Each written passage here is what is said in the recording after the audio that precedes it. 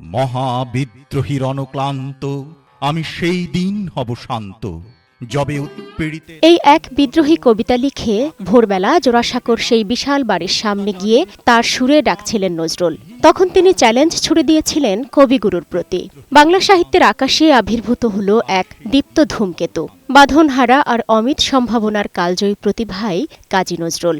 দুখুমিয়ায় তার তারুণ্যের তেজ ছড়িয়ে বিদ্রোহী হয়ে ওঠেন। অসাম্প্রদায়িক সমাজ, সাম্য আর মানবতার জয়গান নিয়ে ছুটে বেরিয়েছেন জনপদ থেকে জনপদ।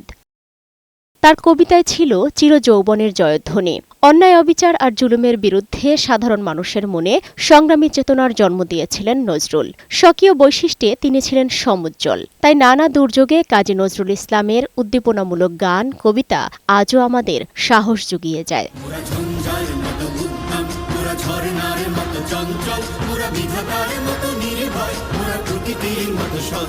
দ্রোহের এই স্রষ্টা একদিকে যেমন শিকল ভাঙার গান গেয়েছেন, অন্যদিকে পরম আবেগে প্রেয়সীর খোঁপায় জড়িয়েছে ফুলের মালা। একদিকে রচনা করেছেন শ্যামাসঙ্গীত, কীর্তন, অন্যদিকে গেয়েছেন ইসলামী সঙ্গীত। নজরুল সাম্প্রদায়িক বিভেদমুক্ত সম্প্রীতিই চেয়েছেন সবসময়। পশ্চিমবঙ্গের চুরুলিয়া গ্রামে এই দিনে জন্মগ্রহণ করেন কাজী নজরুল ইসলাম। শৈশবে বাবাকে হারিয়ে দারিদ্র্যের কষাঘাত আর জীবনের নানা বাঁকে উত্থান পতনই যেন ক্রমে তাকে করে তোলে বিদ্রোহী ধ্রুবতারা। নাটক, সিনেমা, গান, কবিতা, সাংবাদিকতা, রাজনীতিতে সংশ্লিষ্টতা সবখানেই সব্যসাচী নজরুলের দৃপ্ত পদচারণা।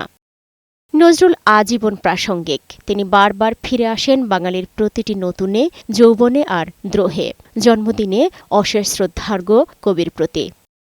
সালমা জাহান মুক্তা, বৈশাখী সংবাদ, ঢাকা।